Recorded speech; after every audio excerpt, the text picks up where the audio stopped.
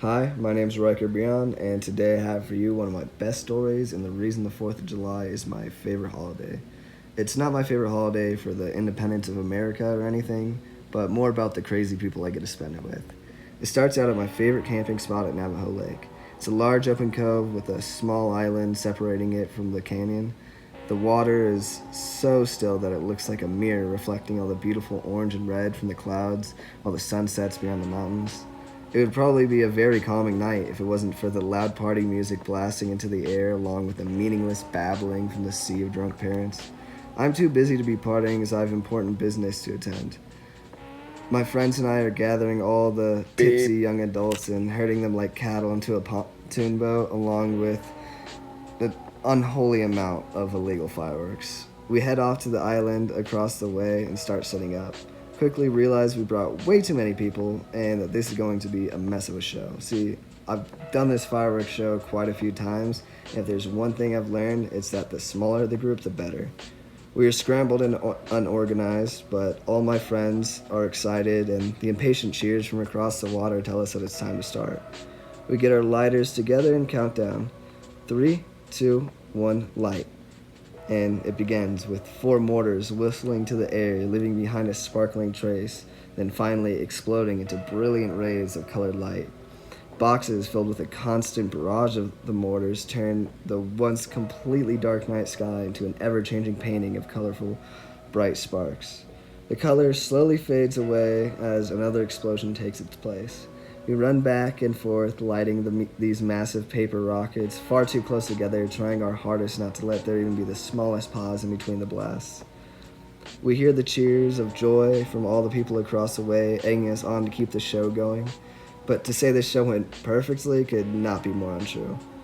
The people I entrusted to light the boxes, which is the easiest job, failed to follow the simple rule of not putting them too close together. One of the boxes ended up falling apart, sending missiles in every direction besides upwards. Screams of joy quickly turned to fear as everyone scattered. 2 shots fly and explode right next to the boat full of spectators that have absolutely nowhere to run.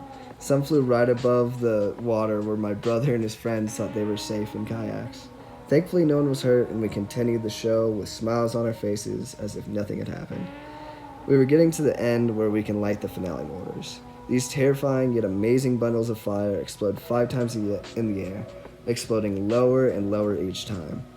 By the time the blast goes off, there may be 10 feet above our heads.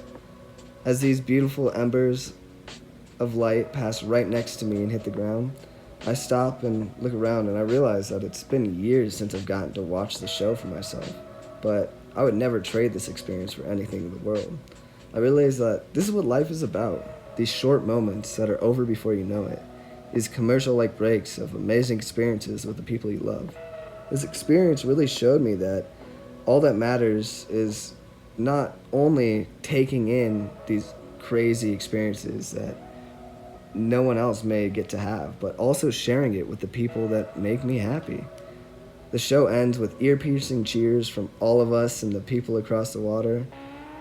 My friends and I, while celebrating and talking about how many times we almost died, find 2 mortars sitting alone. We all band together and light them off, but as we're walking away, we saw them shoot up, twirl around, and land right back on the ground. We run away cursing as they explode right next to us, but then we laugh it off and end up partying and dancing for the rest of the night with all the people that came to help. My favorite part of this whole experience, though, wasn't the fireworks, but my friends coming up to me at the end and telling me how much fun they had and that it was one of the best nights of their life. That's what made this one of the best experiences of my life.